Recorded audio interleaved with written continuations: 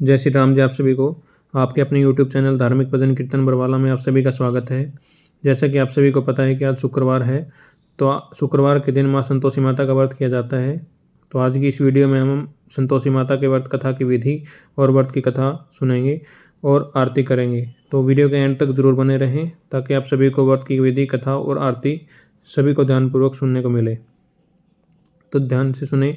व्रत की विधि इस प्रकार इस व्रत को करने वाला कथा के पूर्व कलश को जल से पूर्ण भरें, उसके ऊपर गुड़ व चने से भरी कटोरी रखें। कथा कहते व सुनते समय हाथ में गुड़ और चना भुने हुए चने रखें। सुनने वाले जय संतोषी माता की इस प्रकार जय जयकार से बोलते रहें। कथा समाप्त होने पर हाथ का गुड़ तथा चना गौ माता को खिलाएं। कलश में रखा हुआ गुड़ व चना सबको प्रसाद के रूप में बांट दें। इस कथा समाप्त होने तथा आरती के बाद कलश के जल को घर में सब जगह पर छिड़कें। बचा हुआ जल तुलसी की क्यारी में डाल दें। माता भावना की भूखी है तो कम ज़्यादा का कोई विचार नहीं, अतएव कि जितना भी बन पड़े प्रसाद अर्पण कर श्रद्धा और प्रेम से प्रसन्न मन को व्रत करना चाहिए। व्रत के उद्यापन में 2.5 सेर खाजा, चने का साग, मोयनार पुड़ी, खीर, नैवेद्य, घी का दीपक जला संतोषी माता की जय जयकार बोल नारियल फोड़ें। इस प्रकार इस दिन घर में कोई भी खटाई न खाए, न दूसरों को खटाई खाने दें। इस दिन 8 लड़कों को भोजन कराएं। देवर जेठ घर के ही लड़के हों तो दूसरों को बुलाना नहीं। अगर कुटुंब के न मिले तो ब्राह्मणों को के रिश्तेदारों के या पड़ोसियों के लड़के बुलाएं। उन्हें खटाई की कोई वस्तु न दें और तथा भोजन करा यथाशक्ति दक्षिणा दें। तो इसी विधि से व्रत कब करना चाहिए। आइए संतोषी माता के व्रत की कथा सुनते हैं। एक समय की बात है कि एक नगर में काश्यप ब्राह्मण और वैश्य जाति के तीनों लड़कों की परस्पर गहरी मित्रता थी। उन तीनों का विवाह हो गया था। ब्राह्मण और काश्यप के लड़कों का गोना भी हो गया था, परंतु वैश्य के लड़के का गोना नहीं हुआ था। एक दिन काश्यप के लड़के ने कहा कि हे मित्र, तुम मुकलावा करके अपनी स्त्री को घर क्यों नहीं लाते। स्त्री के बिना घर कैसा बुरा लगता है। यह बात वैश्य के लड़के को जच गई। वह कहने लगा कि अब मैं अभी जाकर मुकलावा लेकर आता हूँ। ब्राह्मण के लड़के ने कहा, अभी मत जाओ क्योंकि शुक्र अस्त हो रहा है, जब उदय हो जाए तब जाकर ले आना। परंतु वैश्य के लड़के को ऐसी जिद हो गई कि किसी भी प्रकार से नहीं माना। जब उसके घर वालों ने सुना तो उन्होंने भी बहुत समझाया, परंतु वह किसी प्रकार से नहीं माना और अपनी ससुराल चला गया। उसको वहाँ आए देखकर ससुराल वाले भी चकराए। जमाता का सत्कार करने के बाद उन्होंने पूछा कि आपका कैसे आना हुआ। वैश्य पुत्र कहने लगा कि मैं पत्नी को विदा कराने के लिए आया हूँ। ससुराल वालों ने भी उसे बहुत समझाया कि इस दिन शुक्र अस्त है, उदय होने पर ले जाना, परंतु उसने एक न सुनी और अपनी पत्नी को ले जाने का आग्रह करता रहा। जब वह किसी प्रकार न माना तो उन्होंने लाचार होकर अपनी पुत्री को विदा कर दिया। वैश्य पुत्र पत्नी को एक रथ में बैठाकर अपने घर की ओर चल पड़ा। थोड़ी दूर जाने के बाद मार्ग में उसके रथ का पहिया टूटकर गिर गया और बैल का पैर भी टूट गया। उसकी पत्नी भी गिर पड़ी और घायल हो गई। जब आगे चले तो रास्ते में डाकू मिले। उसके पास जो धन, वस्त्र और आभूषण थे वह सब उन्होंने छीन लिया। इस प्रकार अनेक कष्टों का सामना कर जब पति पत्नी अपने घर पहुंचे तो आते ही वैश्य के लड़के को सर्प ने काट लिया। वह मूर्छित होकर गिर पड़ा। तब उसकी स्त्री अत्यंत विलाप कर रोने लगी। वैश्य ने अपने पुत्र को वैद्यों को दिखलाया तो वैद्य कहने लगे कि यह 3 दिन में मृत्यु को प्राप्त हो जाएगा।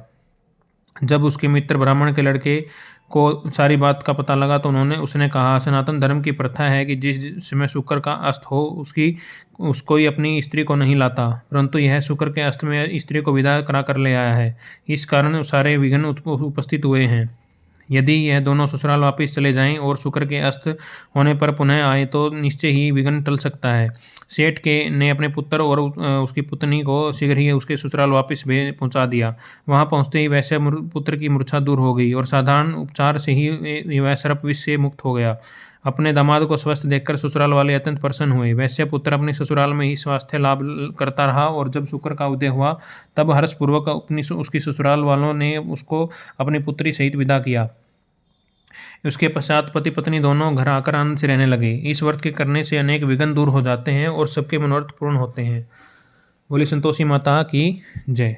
संतोषी माता व्रत कथा यही समाप्त होती है। आइए संतोषी माता की आरती करते हैं।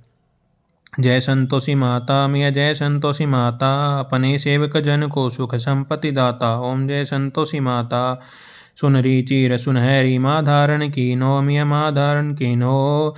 हीरा पन्ना दम के तन श्रृंगार लीन्हो मिया तन श्रृंगार कीन्हो। मेरू लाल छटा छवि बंधन कमल सोहे मिया बंधन कमल सोहे। मंद हसत करुणामयी त्रिभुवन मन जोहे मिया त्रिभुवन मन मोहे। श्रवण सिंहासन बैठी चंवर ढुरे प्यारे मिया चंवर ढुरे प्यारे। धूप दिवेत निवेद मधुमेवा भोग धरे न्यारे मिया भोग धरे न्यारे। ओम जय संतोषी माता मिया जय संतोषी माता। गुड़ अरुचना परम प्रिय तावे संतोष किए मिया तावे संतोष किए। संतोषी कहलाई मिया संतोषी कहलाई। भगत जन विबन दिए मिया विबन दिए। शुक्रवार प्रिय मानत आज दिवस सोही मिया आज दिवस सोही। भक्त मंडली आई कथा सुनत मोही मिया कथा सुनत मोही। ओम जय संतोषी माता मिया जय संतोषी माता।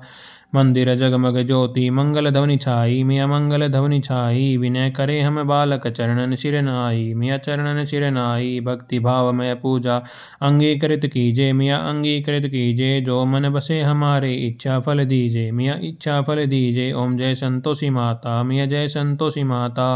दुखी दरिद्र रोगी संकट मुक्त किए मिया संकट मुक्त किए। बहुधन धान्य धरे सर घर सौभाग्य दिए मिया घर सौभाग्य दिए। ओम जय संतोषी माता मिया जय संतोषी माता। ध्यान धरो जन जाने तेरो मनवांछित फल पायो मिया मनवांछित फल पायो। पूजा कथा श्रवण कर घर आनंद आयो मिया घर आनंद आयो। शरण गहे की लज्जा राखियो जगदम्बे मिया लाखियो जगदम्बे। संकट तू ही निवारे दयामयी माँ अम्बे। ओम जय संतोषी माता मिया जय संतोषी माता। माँ संतोषी की आरती जो कोई नर गावे मिया प्रेम सहित गावे। रिद्धि सिद्धि सुख संपत्ति जी भर के पावे मिया जी भर के पावे। ओम जय संतोषी माता मिया जय संतोषी माँ। बोली संतोषी माता की जय हो।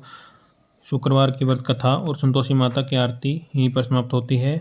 आप सभी को कथा कैसी लगी कमेंट करके ज़रूर बताएं और ऐसी ही धार्मिक कथाएं और भजन कीर्तन सुनने के लिए हमारे यूट्यूब चैनल धार्मिक भजन कीर्तन बरवाला को लाइक करें, सब्सक्राइब करें और आगे शेयर करें। धन्यवाद। माँ संतोषी सभी पर अपनी कृपा बनाए रखें और सभी का कल्याण करें। बोले संतोषी माता की जय।